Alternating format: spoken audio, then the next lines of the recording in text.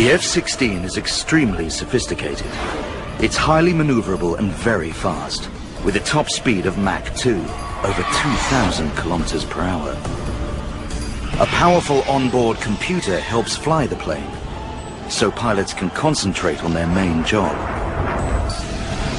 The F-16 carries a 6-barreled 20mm cannon and a range of missiles, rockets and bombs. It also has a sophisticated defensive system. An electronic countermeasures unit can detect if the plane is being tracked by radar. Flying a regular pattern is dangerous. The Soviet-made SA-6 is specifically designed to shoot down fast fighter aircraft.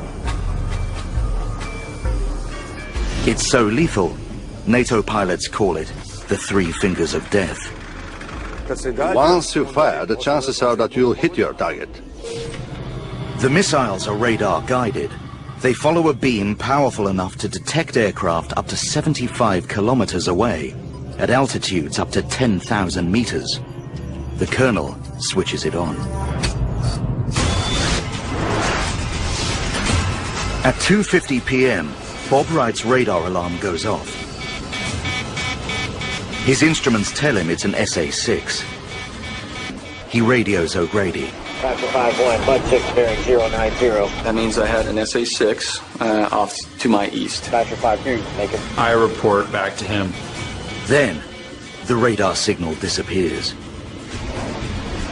Wright contacts NATO's airborne early warning system to check if they can detect an SA-6 in the area. And they said that right now they had no indications.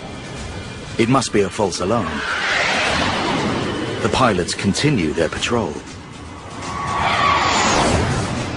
8,000 meters below them, with that brief burst of radar, he knows the fighter planes can detect his radar. If he switches it on for too long, the pilots will locate him and take him out.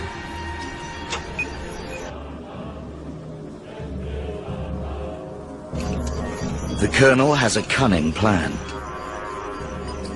That short pulse of radar was just enough to give him the speed, heading and altitude of the F-16s.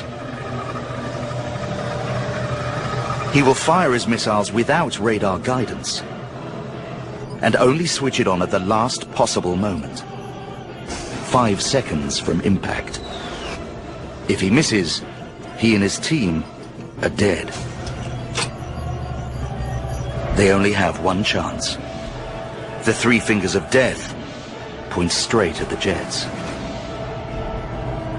I gave the order to fire.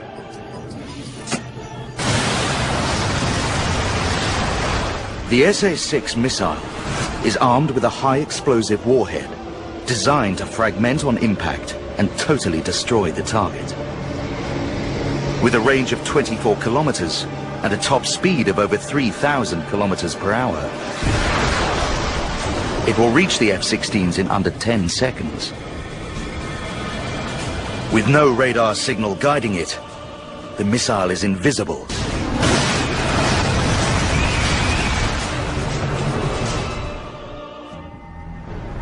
Five seconds before the missile reaches the F-16's altitude, the colonel switches the radar guidance back on.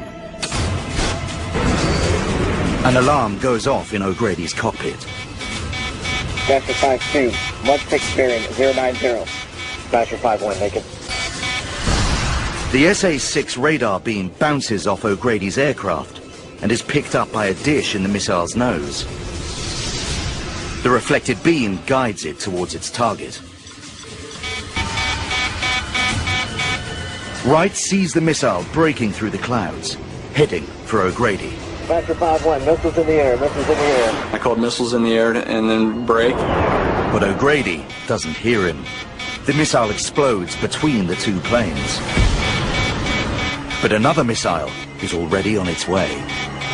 Counter, counter, counter. O'Grady has no time to react. The plane breaks apart and plunges out of the sky.